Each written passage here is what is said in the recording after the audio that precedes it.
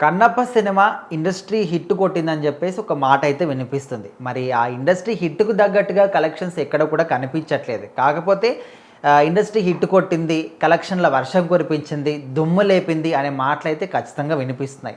మరి ఎంత కలెక్షన్స్ వచ్చాయి? ఫస్ట్ డే కలెక్షన్స్ ఏంటి? సో ఖచ్చితంగా కన్నప్ప సినిమా ఒక విష్ణు గంచు గారు ఎంతో ప్రమోట్ చేసి ఆయన భుజాల మీద మోసి పడుకోబెట్టి అన్నీ చేసి తీసుకొచ్చారు సినిమా థియేటర్లోకి. సో ఈ సినిమా మాత్రం కలెక్షన్స్ పరంగా వచ్చిన ఇప్పుడు ₹100 వచ్చి ఉంటే అందులో ₹90 ప్రభాస్ గారికి వెళ్తుంది. సో ఎందుకంటే నేనైనా కానీ చాలామంది ఆడియన్స్ ఎవరైనా కానీ వెళ్ళింది ఎందుకంటే ప్రభాస్ గారు ఉన్నారా, ప్రభాస్ గారు ఒక స్టార్, ఒక పాన్ ఇండియా స్టార్.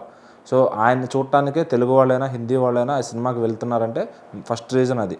సో తర్వాత ఇటు కేరళ వాళ్ళు మోహన్ లాల్ గారి కోసం, హిందీ వాళ్ళు అక్షయ్ కుమార్ గారి కోసం, సో ఇట్లా సో వెళ్తూ ఉన్నారు. ఇక్కడ విష్ణు గారిది ఏంటి అంటే మొత్తం కథ నిర్మాత రాసుకోవడం అంతా ఆయనే చేశారు.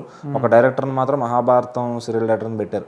అది ఒకవేళ మన తెలుగు డైరెక్టర్ తీసుంటే ఇంకొక వేరే విధంగా దీన్ని ప్రమోట్ చేసేవాళ్ళేమో కానీ మరి ఎవరు ముందుకు రాలేక చేయించలేదా, లేదంటే మరి ఆయన ఏదో కొత్తగా ట్రై చేద్దామని ఆయనతో చేయించారో తెలియదు కానీ సో ఏదో ఎట్టగలకి సినిమా రిలీజ్ అయింది. ఫస్ట్ డే అంతా కూడా మంచి మిక్స్డ్ టాక్ సొంతం చేసుకున్నా, అంటే కొంతమంది బాగుందని, కొంతమంది బాగాలేదని, కొంతమంది ప్రభాస్ ఉన్నప్పుడు బాగుందని, ఇట్లా రకరకాలుగా. So majority of the audience Prabhas గారి కోసం వెళ్ళారు మన తెలుగు వాళ్ళు అయితే. సో తెలుగు రాష్ట్రాల్లో దాదాపు 9 నుంచి 10 కోట్ల పైనే వసూలు చేస్తుందని అంచనా వేశారు బుక్ మై షో వాటిల్లో చూసి. ఎందుకంటే ఇప్పుడు అంతా ఆన్లైన్ బుకింగ్ అయిపోయింది. సో ఆ తర్వాత పక్క రాష్ట్రాల్లో కూడా అంతే.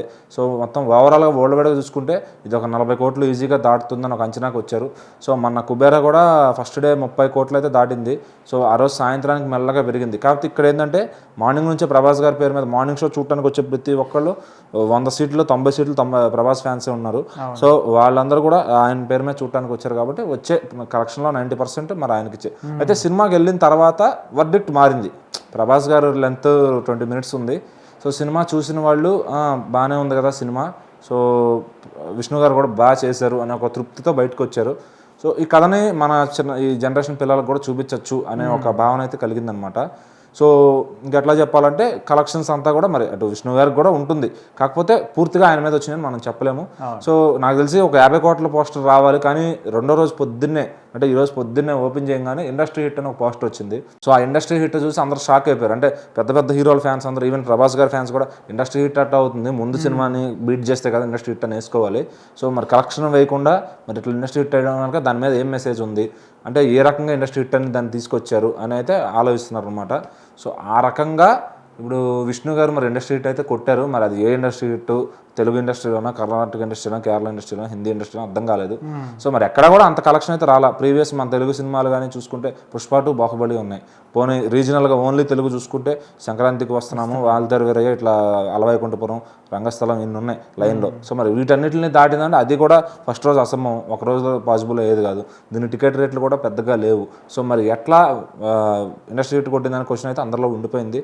సో అది మంచు విష్ణు గారే కొంచెం వచ్చి ఒక మీడియా సమావేశంతో క్లారిటీ ఇస్తే చాలా బాగుంటుందని అందరూ భావిస్తున్నారు.